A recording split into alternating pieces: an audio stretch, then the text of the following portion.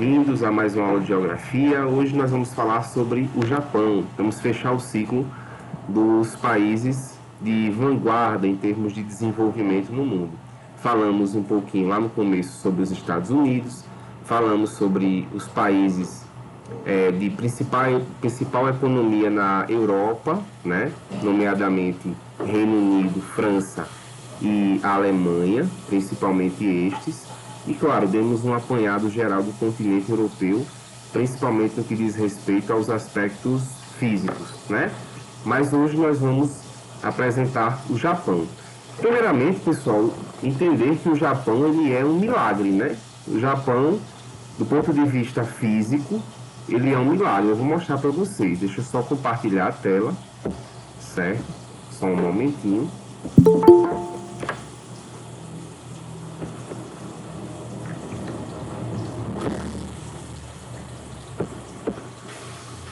O Japão ele está encruzilhado entre três placas tectônicas, pessoal. Então, o terreno japonês ele é extremamente acidentado, né? É muito suscetível a episódios como terremotos, maremotos, tsunamis, abalos sísmicos, vulcanismos, certo? Então o Japão, ele, do ponto de vista geológico, ele está numa encruzilhada, como repito esse termo, ele está entre três placas tectônicas, que a qualquer movimento mais brusco, isso, a qualquer movimento mais brusco pode acontecer uma grande tragédia, né? Uma grande catástrofe. Até por isso também existem meios de adaptação nas estruturas arquitetônicas, né? E nas casas também existem meios de sofrer menor impacto, né? Se é que podemos assim dizer, uma vez que isso é tão corriqueiro no Japão, certo? Daqui a pouquinho eu vou procurar aqui uma reportagem sobre um terremoto, né? Que houve um maremoto de grandes proporções, melhor dizendo. Por sinal, alguém saberia me dizer a diferença entre terremoto e maremoto?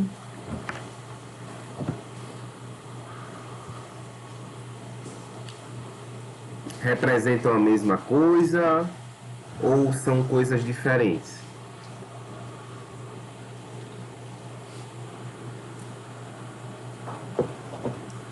Deixa eu ver aqui. Franciele, sabe me dizer, Franciele, sabe nos dizer a diferença entre terremotos e maremotos?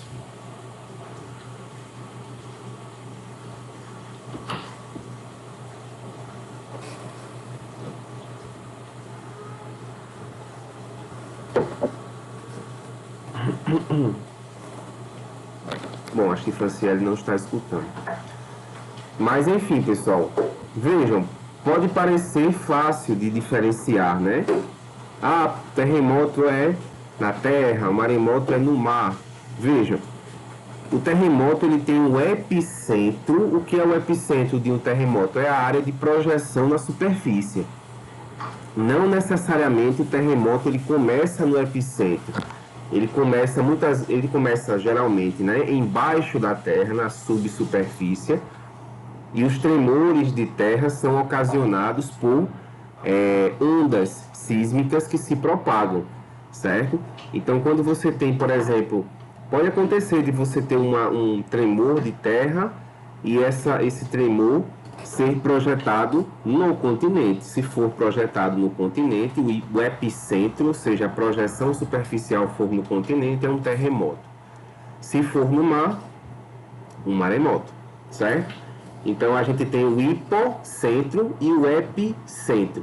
O hipo é onde começa o abalo sísmico, o terremoto, o maremoto, lá embaixo da terra, né? Quando há movimentos bruscos das placas e esses movimentos que carregam, as placas carregam, vocês sabem disso, milhões de toneladas de rochas e materiais. Então, qualquer movimento brusco das placas tectônicas pode fazer com que haja um grande movimento e um grande choque entre esses materiais, que vai gerar o quê? As ondas. As ondas sísmicas que se projetam na superfície. Se essa onda sísmica for projetada no mar, é um maremoto. Se for no continente, um terremoto. Geralmente, né, Murilo? Depende muito, porque você tem no hipocentro o ponto de ruptura para esse fenômeno acontecer. Quando chega no epicentro, em muitos momentos chega mais fraco, certo? Por exemplo, aqui no Brasil nós estamos numa área de centro de placa tectônica, certo? Então nós não sentimos tanto esse fenômeno. Mas de vez em quando, pode olhar aqui no noticiário, você tem tremor de terra sentido até aqui no Rio Grande do Norte, em João Câmara, né? João Câmara é uma cidade que é conhecida por ter, de vez em quando, os tremorzinhos de terra, né? E também na região de São Paulo, ali do sudeste do Brasil, você também tem de vez em quando uns leves tremores. Mas o que é que acontece? Você tem tremores nos Andes, na Cordilheira Andina, que se projetam e chegam até o Brasil, certo? Mas a intensidade é bem mais leve, certo? Na projeção que nós temos aqui no Brasil, tá bom? E no caso não existe só este motivo para tremores de terra, não é o movimento das placas tectônicas.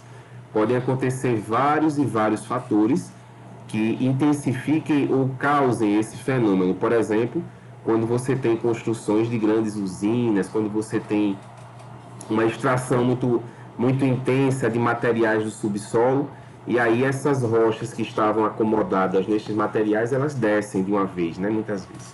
Então, tudo isso aqui tem um planejamento ambiental. Hoje em dia as coisas hoje estão mais sérias em relação a isso. A regulamentação ambiental é mais séria, justamente para prever e para evitar este tipo de acontecimento, certo? Teve uma vez que houve um terremoto bem intenso no Chile, exatamente, que foi sentido em São Paulo. O Chile, vamos lembrar, né? É aquela tripinha que nós temos na América do Sul, que é pontilhada pela Cordilheira dos Andes, certo? Então ali quando você tem dobramentos modernos, né? Dobramentos, deixa eu colocar aqui o nome para vocês, para a gente se nortear. Dobramentos modernos, você tem uma área de intensa atividade sísmica, geralmente. Por quê? Porque o processo ainda está ocorrendo, né?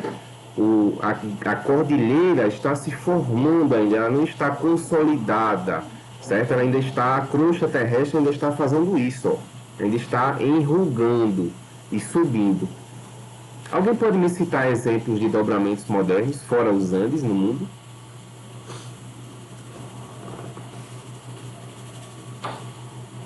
Nós temos alguns, né? Alguns exemplos. Nós temos isso, os Alpes, você tem a cordilheira do Himalaia, certo? Você tem as montanhas rochosas nos Estados Unidos, você tem a Serra Madre no México, certo? Ou seja, o que são modernos. Por que esse nome modernos? É porque começaram nos anos 70 do século passado, dos anos 80? Não. É porque na escala de tempo geológica você tem uma medida de calcular os eventos de forma diferente da nossa. Na natureza, pessoal, 100 anos é menos do que isso aqui, certo? Na natureza, a gente mede as coisas em pelo menos milhares de anos, tá certo? Então, quando eu falo dobramentos modernos, é por quê? Porque eles são formados apenas, entre aspas, alguns milhares de anos, certo? Quando eu digo que o dobramento ele não é mais, ele deixa de ser moderno, ele passa a ser um planalto erodido, que vai passar por um processo de erosão, ele já é bem mais desgastado, né? Tem, por exemplo, os Apalaches lá nos Estados Unidos, que são uma área mais desgastada, um planalto já bastante erodido, certo? Então, saber diferenciar as escalas de tempo, né, da natureza, que nós chamamos escala de tempo geológica, em milhares de anos,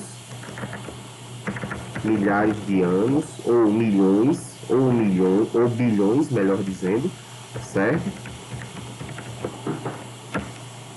Certo? E você tem a escala de tempo humana. Pessoal, quantos anos vocês querem viver? Digam aí pra mim, deixa eu ver aqui. Deixa eu ver aqui. Denison, quantos anos você quer viver, Denison? Quantos anos você acha que tá bom? Posso ir para outro plano agora? Posso, enfim, pro reino espiritual? Posso reencarnar se você acreditar? Posso fazer alguma coisa? Mas quanto tempo você acha que para você tá bom viver aqui na Terra? Rapaz, acho que de uns 70 tá bom. Tá bom, né? Tá bem vivido, né? É. Pois é, 70 anos é um tempo bom de ser vivido, né? Meus avós viveram quase 90, né? Sinto muita saudade deles, mas, enfim, é a vida, né? As pessoas se vão.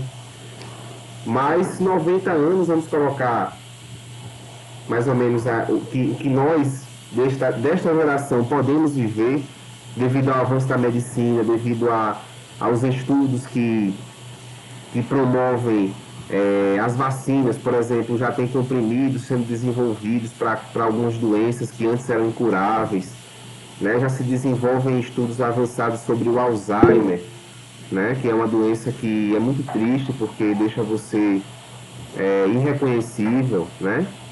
Você não lembra de nada do que aconteceu no tempo recente, você só lembra coisa do passado, né? Alzheimer, quando vocês devem, alguns de vocês podem ter tido essa experiência com algum familiar, é muito triste, né?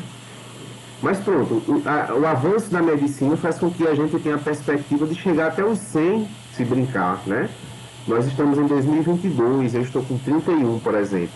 Em 2070, em 2080, eu posso estar vivo de boa, né? Quem sabe? Mas é o que Denison falou, né? 70 anos é um tempo bastante proveitoso, né? Pronto, mas pra gente, ser humano, é um tempo longo, 70 anos, certo? Mas para a natureza, pessoal, para a natureza, acreditem vocês, nós, enquanto pessoas que estamos aqui, somos praticamente irrelevantes, certo? Porque nós vivemos pouquíssimo tempo em comparação aos processos geológicos que o nosso planeta teve e tem, certo? 70 anos para o planeta é menos do que um estalar de dedos ou um piscar de olhos, certo? É assim que a gente calcula também essa escala de tempo. Os processos naturais, eles são muito mais lentos para a nossa óptica, certo? Por isso que a gente diz, o plástico, ele demora tantos anos, ou tantas centenas, ou até milhares de anos para ser decomposto. E por que isso é tão grave? Porque a gente está aqui nessa terra durante um período muito limitado e a gente pode conviver com um planeta que tem mais lixo do que peixes no oceano, por exemplo. Mas o planeta, pessoal, acreditem em vocês, ele sempre vence, né? O planeta Terra, ele já passou por extinções em massa, já passou por processos traumáticos do ponto de vista natural, mas o planeta está aí há 6 bilhões de anos, né? Praticamente. Então ele tem uma história, ele tem o que contar pra gente, o que ensinar, não é isso? Deixa eu ver o chat aqui. Essa conversa tem a ver com a longa expectativa de vida dos japoneses, né? Exatamente, Maria Rita. Os japoneses, vamos estudar essa questão, eles têm um estilo de vida. O estilo de vida oriental é muito diferente do nosso, né? No estilo de vida oriental você tem uma harmonia maior entre corpo e mente. Claro que toda regra tem a sua exceção, né? Todo japonês que vai pensar isso, né? Tem japonês que vai se entupir de fast food e pode morrer a qualquer momento, né? Mas isso é muito interessante para a gente pensar as filosofias, né? De vida oriental e ocidental, porque são civilizações milenares. A gente vai estudar daqui a pouco China e Índia, a gente vai ver que são civilizações que botam a nossa no bolso, em termos de história, né? Então vamos lá. Como vemos aqui, pessoal, o Japão ele tem 3.400 ilhas, mais ou menos, né? Você tem um relevo acidentado. Olha aqui, ó. Deixa eu reduzir um pouquinho o tamanho deste mapa.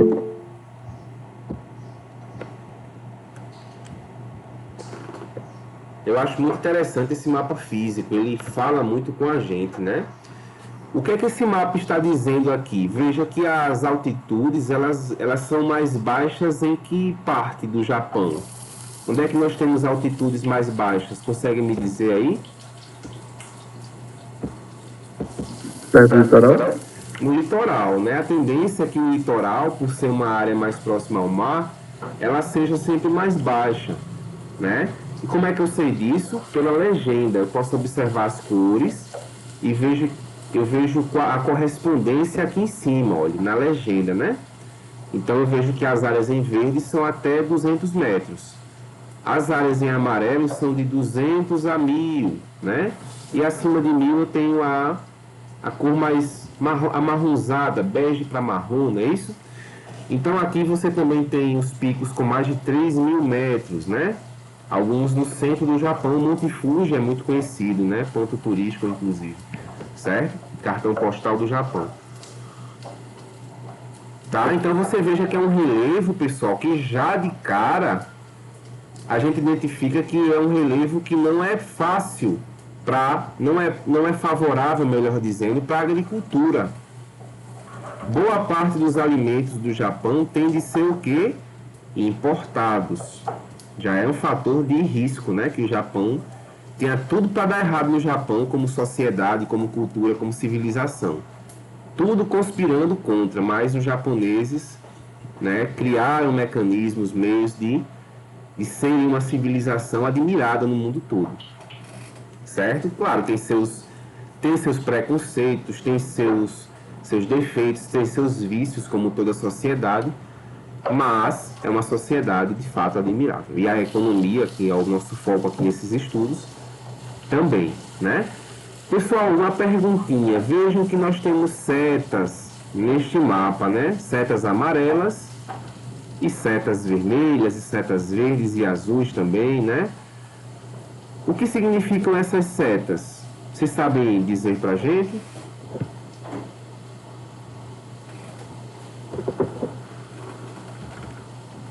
Isso, a direção dos ventos. Pode sim, Murilo. Se quiser complementar o que Maria Rita falou.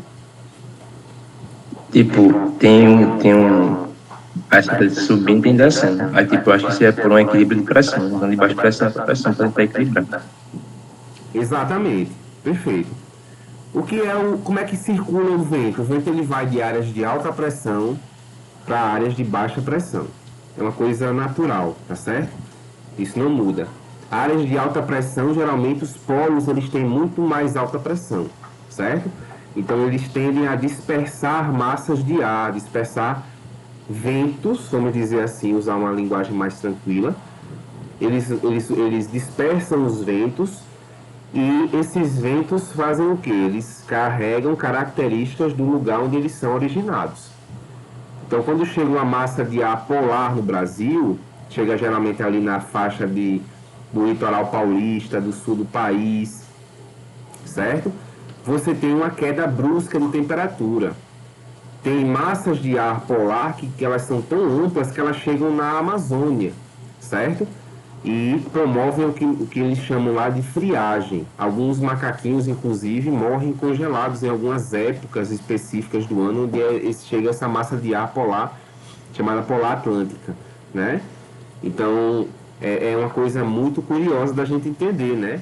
As massas de ar, elas carregam características do lugar onde elas são originadas, certo? Se é uma massa de ar tropical, ela carrega calor e umidade, em alguns casos, ou calor e secura, se for um tropical mais seco que ela é originada, tá certo? Então você tem essas características que vocês estudam isso no primeiro ano, né, em climatologia. Tá bom? Mas vejam, nós temos um vento muito específico dessa região do mundo, que é o vento de monção. Já ouviram falar nesse tipo de vento, monção?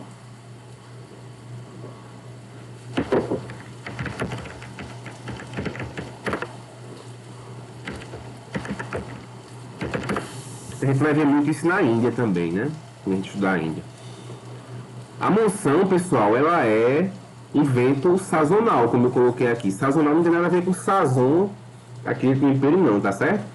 Sazonal é uma coisa que acontece em algumas épocas do ano apenas.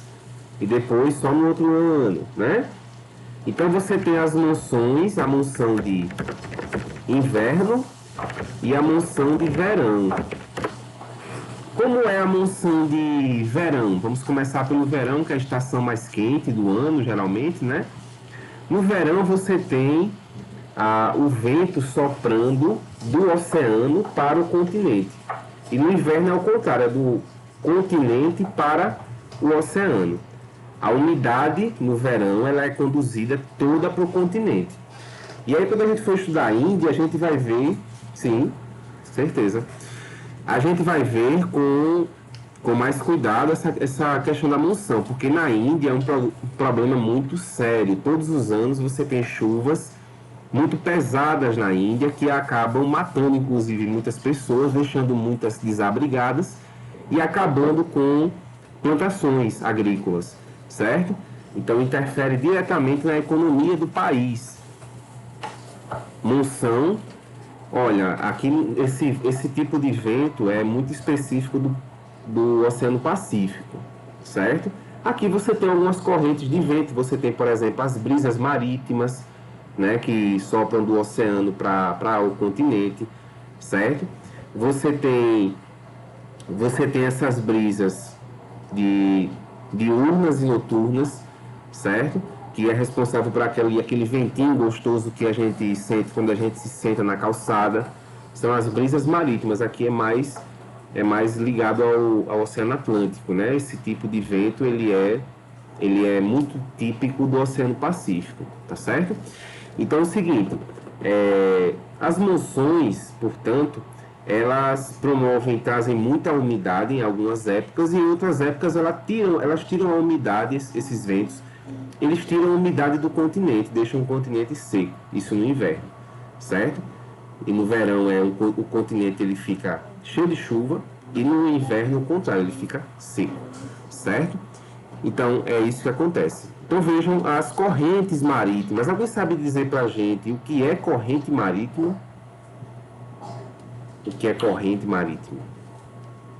Tem um filme muito massa sobre que tem uma cena que eu acho maravilhosa, que é Procurando Nemo, né?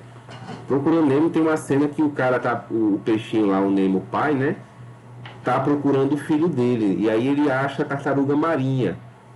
E a tartaruga marinha diz assim, não, primeiro ele pergunta, né? Como é que eu chego na Wallaby, Sydney, não sei o que, é o lugar onde o filho dele tá, né? O Nemo, no aquário lá. E aí a tartaruga marinha diz assim, irmão, você tem que só seguir essa corrente, é só entrar nela que ela leva você pra Sydney, né? Vamos lá, irmão, valeu, irmão, né? Parece que a tartaruga marinha estava bem alegre, né? Tinha, enfim, né? Mas o que é corrente marítima, pessoal? São grandes, como diz o nome, são grandes correntezas, fluxos, né? Como se fossem rios. Rios porque tem correnteza, não porque são água doce, entenda-se, né? Isso, exatamente, perfeita a sua definição, Maria Rita. É uma BR do mar, ou seja, você entra nela e ela vai ter o que, pessoal? Ela vai ter características de salinidade, de nutrientes, vai carregar alguns tipos de peixes que são fundamentais para a economia de um país, certo? Por exemplo, o Peru aqui, vizinho nosso, ele vive muito da pesca, certo? Então na pesca você tem as correntes marítimas que atraem os peixes, porque elas têm nutrientes muito específicos, né? Elas têm cores distintas do restante do oceano, elas têm características de temperatura, elas podem aquecer ou esfriar o oceano. Um exemplo, como é que a gente forma um deserto? Alguém sabe como é que um deserto qual é a interferência da corrente marítima na formação de um deserto? Alguém saberia dizer? Lógico, sem pesquisar no Google, né? No Google até eu. Mas qual é a relação entre correntes marítimas e deserto?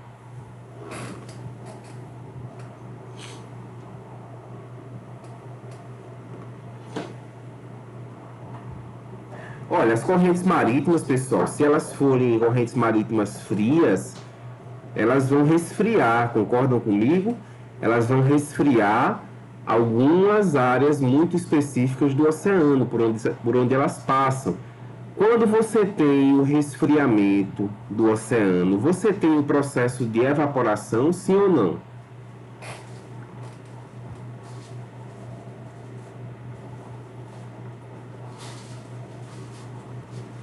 Não, de jeito nenhum, né? Como é que você vai evaporar o que está gelado, o que está frio? Não tem como. A evaporação justamente é a transformação do estado líquido para o gasoso, né? É assim que se formam as chuvas, né, gente? Vamos entender que as chuvas também têm um processo de participação do oceano muito grande, principalmente nas áreas litorâneas, certo? As chuvas, elas são formadas no litoral pela evaporação, e essa evaporação, essa água que evapora, ela sobe e vai formar o que? Nuvens, né, gente? O que é que são as nuvens? Nada mais nada menos do que água em suspensão, água em estado gasoso que estão suspensas, que estão sendo conduzidas pela atmosfera, pelos ventos, para lá e para cá, certo? Quando elas chegam no ponto de saturação, tem muita umidade, muito processo de acúmulo de água, elas condensam. O que é a condensação? Transformação do estado gasoso para o líquido. Isso gera a precipitação, perfeito. Né? É o ciclo da água natural, né? Então, quando você tem correntes frias, elas podem até formar desertos, certo? Deserto, vamos entender, são áreas onde você tem uma baixíssima ou nenhuma até precipitação. Tem desertos aí que chove uma vez a cada 50, 60, 70 anos. Impressionante, né, pessoal, como que a natureza trabalha, certo? E aí quando você tem correntes marítimas quentes, diferente, né? Vai gerar o quê? Mais evaporação, mais formação de nuvens, mais umidade e mais chuva, né? Essa parte de climatologia é muito legal de estudar, né? Tem muita coisa interessante para a gente entender, certo? Então vejam, entendamos aí a questão do Japão, o ciclo natural do Japão, né? Veja que nós temos aí correntes quentes, mas nós temos também algumas correntes frias, de modo que existe também o vento de monção, que é um vento sazonal, um vento periódico, tá certo? Outra coisa a observar é que o Japão ele é um grande arquipélago, né? É um grande conjunto de ilhas. Você tem 4 ilhas principais. Quais são elas? Honshu, que é a central, Shikoku, que é essa aqui que está ao lado dela, né? Esta que está abaixo é a ilha de Kyushu e a que está acima é a ilha de Hokkaido, certo? E vejam que todas estas ilhas elas possuem um relevo muito acidentado, tá certo? Então a agricultura japonesa, para entendermos já isso, ela vai ser muito limitada. E vai ser o que também, se ela é limitada e se ela é de um país que aprofunda a sua tecnologia, ela vai ser bastante o que, gente? Mecanizada, certo? Uma agricultura que naturalmente não teria viabilidade, mas que devido à mecanização ela consegue ainda produzir aqui e acolá algum grão, algum alimento, né? Mas aí boa parte do que o Japão consome também vem a ser importado. Inclusive o Brasil tem relações diplomáticas com o Japão e exporta produtos daqui, grãos, carne, né? Para esses países aí da Ásia, certo? Tudo bem até aí? Querem perguntar, complementar alguma coisa?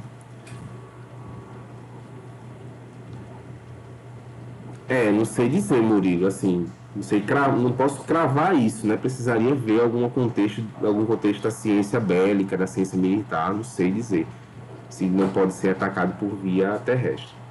Precisaria ver, certo? Mas vamos seguindo aqui, né, gente? Então vejam, o Japão, pessoal, ele passou por um processo, eu não vou me aprofundar muito, porque o Japão tem uma história milenar, a gente não vai estudar a história japonesa como um todo, não tem como, né? Teremos que fazer um curso sobre isso, enfim.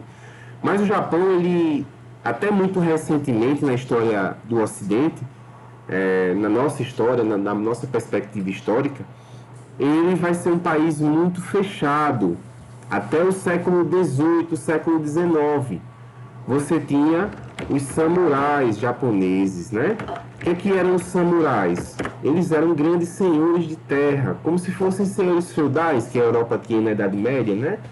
Onde eles vão concentrar todo o poder militar, político, social e também são líderes religiosos, acabam sendo líderes que influenciam todo um grupo social. Exato, tem muitos filmes, né?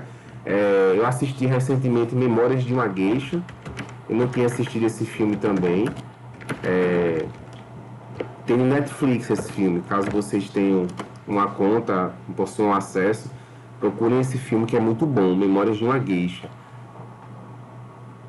Sim, podemos dizer que eles eram um país extremamente fechados para o Ocidente. Era um país que estavam inacessíveis, né, às relações comerciais que o capitalismo europeu estava construindo no mundo, certo? Então vejam, o Japão passou por uma revolução industrial muito famosa, muito conhecida, que foi a Era Meiji, certo? A Era Meiji, pessoal, foi nada mais, nada menos do que a abertura do Japão para o mundo, certo? A ocidentalização japonesa, olha só que termo. O que é que significa isso? Os valores ocidentais entraram na sociedade japonesa. O país, ele rompe as estruturas medievais, praticamente, que ele tinha. Os samurais, isso naquela fase, né? Porque o Japão, ele precisava dar uma resposta. Caso contrário, ele permaneceria sob a esfera de influência do Ocidente. O Ocidente estava dominando boa parte da Ásia, né? Então o Japão, ele também, essa pressão de fora, fez a diferença, certo? Então vejam, eu tenho um livro aqui comigo, eu peguei ele para mostrar para vocês, chamado Eu Sou um Gato, do Natsuo Soseki. É um livro da literatura japonesa. Como é esse livro, pessoal? Eu recomendo a vocês que vocês procurem depois esse livro. Mas ele é um livro que é narrado por um gato. Olha só que curioso. Um gato que é adotado, ele não tem nome, ele não tem amor dos donos que o adotam meio que por pena, por algum sentimento de impulso, mas não tem nenhum amor pelo gato. E o gato, ele vai viver numa casa onde ele vai observar o dono dele, que é um professor, certo? Viver sob a influência da Era Meiji no Japão, da ocidentalização, da entrada dos Estados Unidos com força no Japão. O Japão, ele recebe muita influência dos Estados Unidos. O Japão, ele sai na frente, mas também ele é muito influenciado pela cultura dos Estados Unidos, certo? Então, muitos historiadores, muitas pessoas de humanas, né, na conversa informal, disse que o Japão são os Estados Unidos do Oriente, certo? Tamanha similaridade nas relações de trabalho, né? A gente vai ver na próxima aula, acho que hoje não dá tempo mais, que o Japão, ele sofre com um processo de trabalho muito exploratório, como os Estados Unidos também, a relação capital-trabalho, certo? Não é uma relação, por exemplo, que você tem nos países nórdicos, na Europa, onde você tem um trabalho que proporcione bem-estar, né? Aquele trabalho até com jornada reduzida, certo? No Japão não, no Japão é um regime muito excruciante de trabalho, né? Muito árduo para o trabalhador, certo?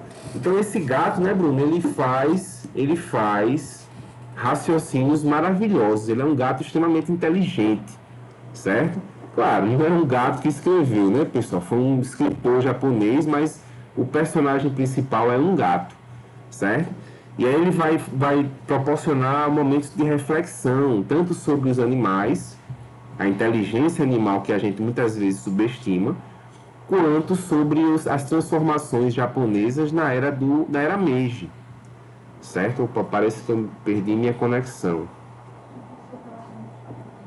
Deixa eu recarregar aqui. Você que está vendo o vídeo, pode dar uma adiantada. Acho que eu perdi um pouquinho minha conexão, né? Mas vamos tentar voltar, tá certo? Só um momento.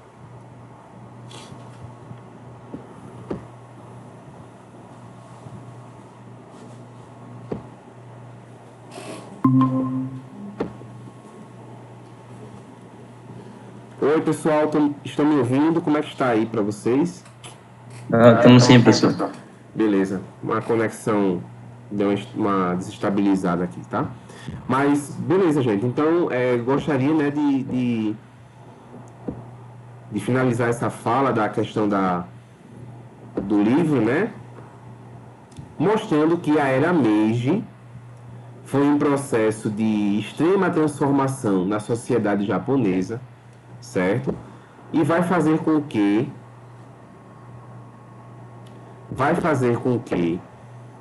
o Japão entre de fato na Revolução Industrial, certo? Vai quebrar as estruturas hierárquicas que existiam, certo? Na época dos samurais.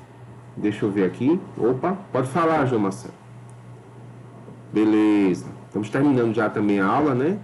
Então, basicamente, pessoal, não vou terminar Japão hoje, né? Porque muita coisa é questão natural. A gente falou muito da questão da natureza do Japão hoje, certo? E dizer que o Japão, para a gente finalizar a aula de hoje, dizer que o Japão ele tem uma participação fundamental, né? Depois na questão dos tigres asiáticos, como nós falamos, né? No começo da aula, certo? O que são os tigres asiáticos? São aqueles países que, a partir do século XX, saem de um estágio praticamente feudal e se transformam em países industrializados, urbanizados e desenvolvidos, em boa parte dos casos. Tá certo? Os tigres, sobretudo os tigres de primeira onda. Mas isso é tema para outra aula específica sobre os tigres asiáticos. Então, quando é que foi, pessoal, a Era Meiji? A Era Meiji foi no final do século XIX, certo? Fins do século XIX. Deixa eu colocar aqui no chat. Pessoal, tudo bem até aí? Vocês querem comentar algo? Enfim, algo que, poxa, não ficou bem claro, professor, para mim. Querem perguntar algo?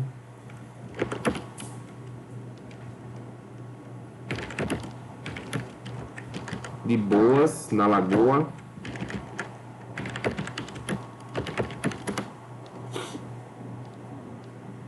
Então, tranquilo, né? Então, pessoal, lembrem-se, tudo que eu estou falando aqui para vocês, repito, é algo muito básico, certo? Para vocês lerem um pouco mais a respeito, vocês deverão procurar livros. Eu sempre recomendo que vocês saiam dos livros didáticos, não fiquem só nos livros didáticos, nos livros didáticos, né? Procurem livros de literatura, livros específicos de ciências humanas, certo? Quando forem numa cidade grande, vão numa livraria, olhem o que tem lá, o tema que você está precisando dar uma reforçada, certo? Eu sou um gato, Natsumi Soseki. Vou colocar aqui, eu sou um gato. Esse livro ele custou, acho que uns R$50, certo? Na Amazon, né, acaba sendo um pouco mais vantajoso comprar livros para mim, né? Eu compro muitos livros porque, enfim, gosto muito. Então, assim, na livraria sai um pouco mais caro, né? E, às vezes eu encontro livros na Amazon por metade do preço da livraria, né, pessoal? Assim, com dor no coração, mas assim, a gente tá numa época difícil, onde tudo tá caro, então a gente tem que prezar também pelo que a gente pode encontrar de mais barato, né? Não queria que a Amazon acabasse com as livrarias, mas os preços dos livros no Brasil são absurdos de caros, né, na livraria. Então acaba sendo vantajoso em muitos momentos você ir na Amazon. E se você for Prime, eu sou Prime, né? Você paga R$10, você tem Amazon Prime, você tem frete grátis em tudo que você pede da Amazon. Professor, Diga. já que a gente tá falando em gato, posso mostrar o meu, professor? Opa, pode sim.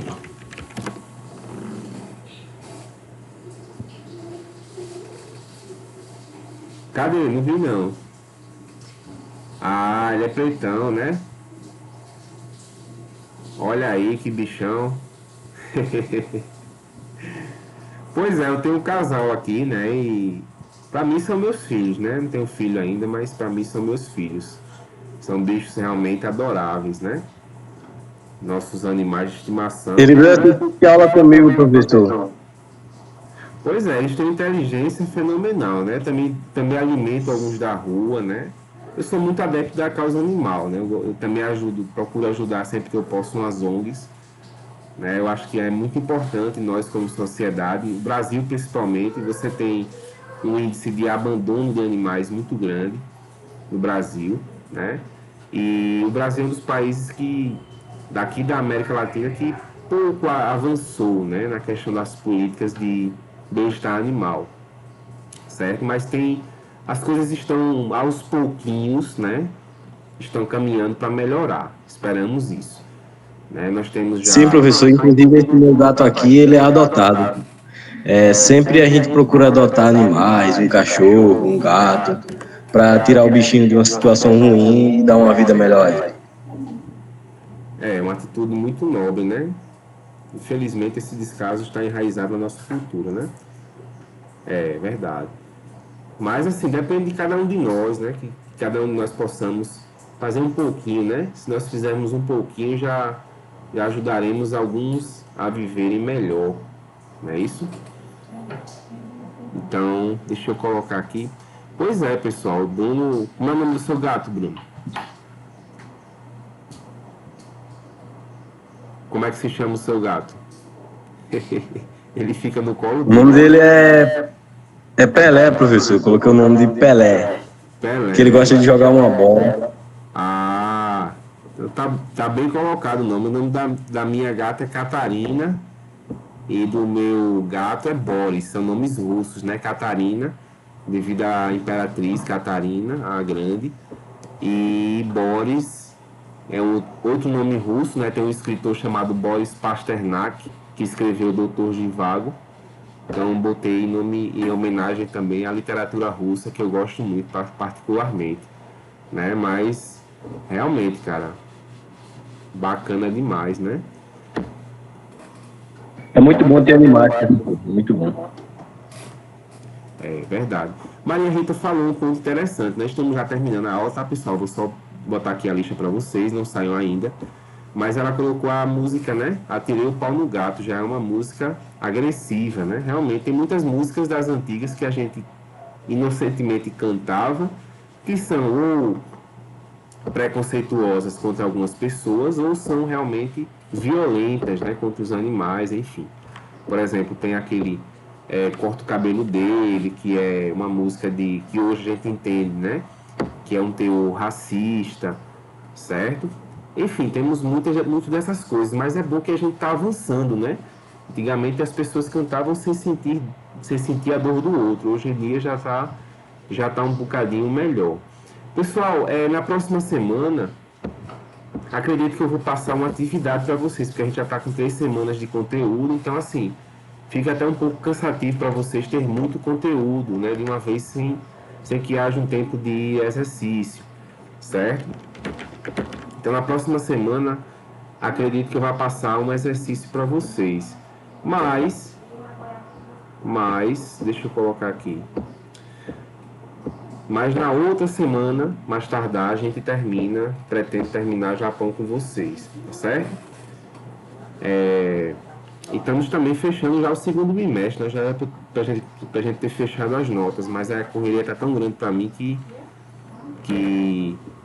eu não fechei ainda, mas assim que eu fechar, tá, eu coloco lá para vocês. Imediatamente assim que eu fechar as notas, eu disponibilizo para vocês a situação de vocês, tá bom? Deixa eu colocar aqui para mandar. Ok, professor.